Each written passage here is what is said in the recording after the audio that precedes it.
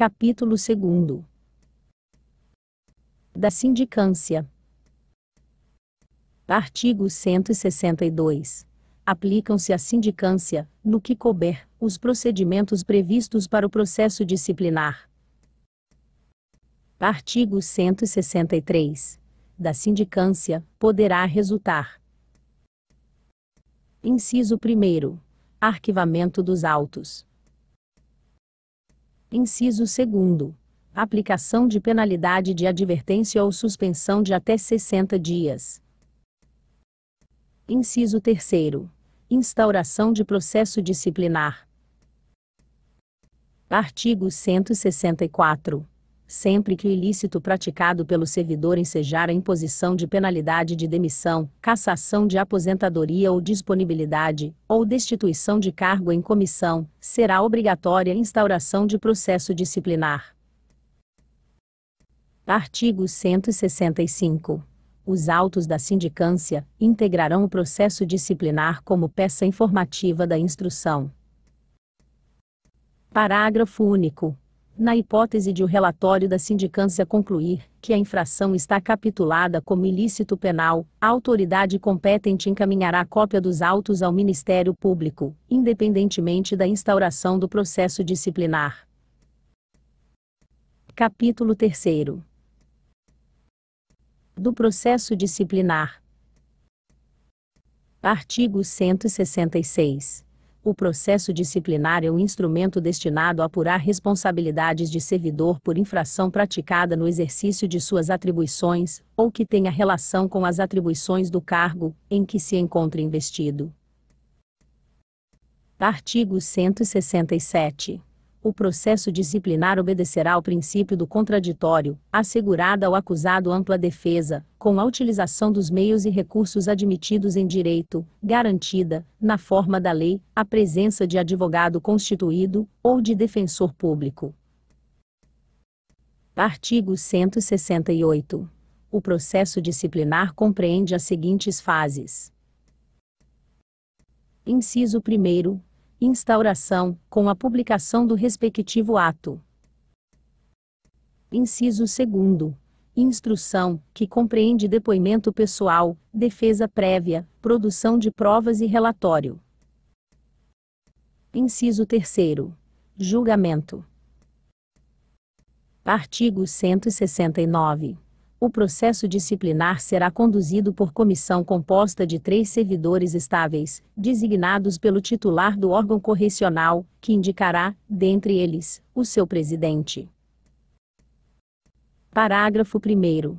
Da comissão de que trata o artigo, não poderão participar cônjuge, companheiro ou parente do indiciado, consanguíneo ou afim, em linha reta ou colateral, até o 3º grau. Parágrafo 2º. O titular do órgão correcional poderá requisitar servidores estáveis para integrar comissão de processo administrativo disciplinar, sem prejuízo da remuneração. Artigo 170. A comissão exercerá suas atividades com independência e imparcialidade, assegurado o sigilo necessário à elucidação do fato ou exigido pelo interesse da administração. Artigo 171.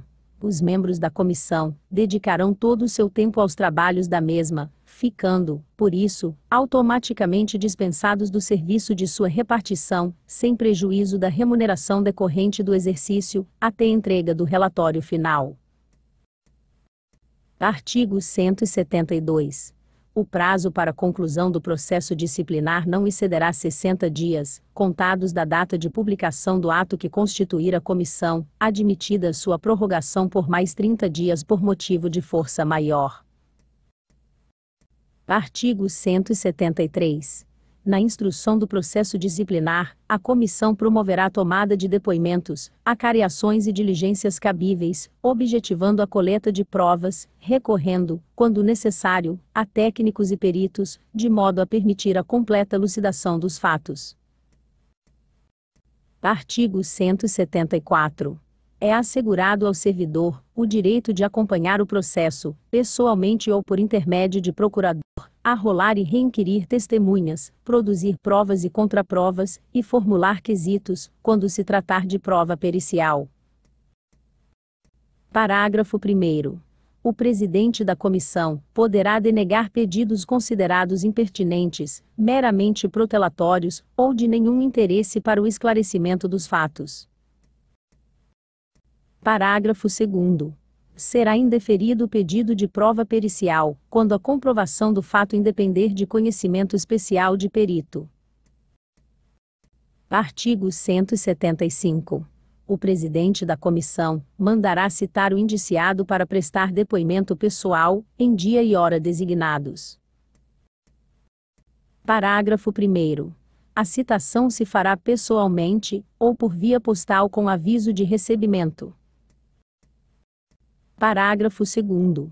Achando-se o indiciado em lugar incerto, e não sabido, será citado por edital, publicado por 3 vezes no órgão oficial, no prazo de 15 dias.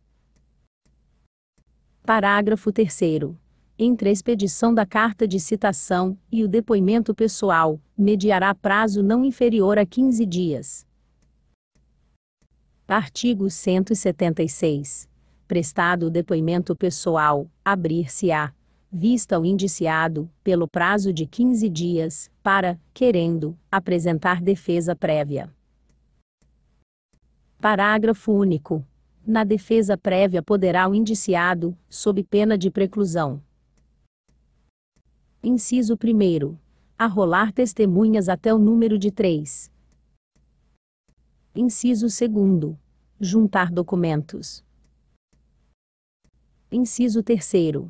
Requerer perícia. Inciso 4º. Requerer diligências que entender necessárias. Artigo 177. Será dado defensor dativo, de preferência bacharel em direito, ao indiciado que não comparecer para o depoimento pessoal, ou que, comparecendo, assim o requerer, procedendo-se de conformidade com o disposto no artigo anterior.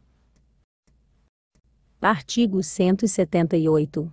Apresentado o rol de testemunhas, estas serão chamadas a depor mediante carta de intimação, expedida pelo presidente da comissão, cuja segunda via será anexada aos autos. Parágrafo 1º. Se a testemunha for servidor público, a intimação será comunicada à sua chefia imediata, com a indicação do dia e hora marcados para o depoimento. Parágrafo 2º. A testemunha que, servidor público, não atender, injustificadamente a intimação para depor, perderá a remuneração do dia, sem prejuízo da penalidade a que se sujeitar, em virtude da infringência do disposto no inciso 5º, da alínea C do artigo 133 desta lei. Artigo 179. O depoimento será prestado oralmente, e reduzido a termo, vedado a testemunha trazê-lo por escrito. Parágrafo 1º. As testemunhas serão inquiridas separadamente, facultando-se ao procurador do indiciado, ou a seu defensor dativo, reinquiri-las por intermédio do presidente da comissão. Parágrafo 2º. Na hipótese de depoimentos contraditórios, poderá o presidente da comissão, de ofício ou a requerimento do indiciado, proceder à acareação entre os depoentes. Artigo 180. Concluída a instrução, o indiciado será intimado para, no prazo de 10 dias, oferecer razões vinais de defesa. Artigo 181. Após as razões finais de defesa, a comissão elaborará relatório minucioso, em que resumirá as peças principais dos autos, e mencionará as provas, em que se baseou, para formar a sua convicção. Parágrafo 1º.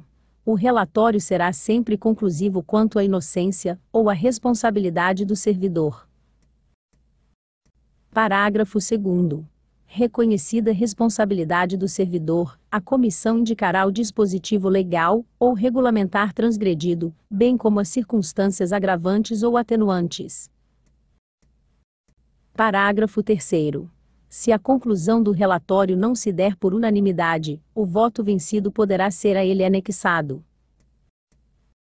Parágrafo 4º. A comissão deverá, no relatório, sugerir quaisquer providências que lhe pareçam de interesse público. Artigo 182. O processo disciplinar, com o relatório da comissão, será remetido à autoridade competente, para julgamento. Artigo 183. Ressalvada a carta de citação, de que trata o artigo 175, as intimações previstas neste título se farão na pessoa do procurador constituído, do defensor dativo, ou do indiciado. Artigo 184. O servidor que responder a processo disciplinar, só poderá ser exonerado a pedido, ou aposentado voluntariamente, após a conclusão do processo, e o cumprimento da penalidade, acaso aplicada.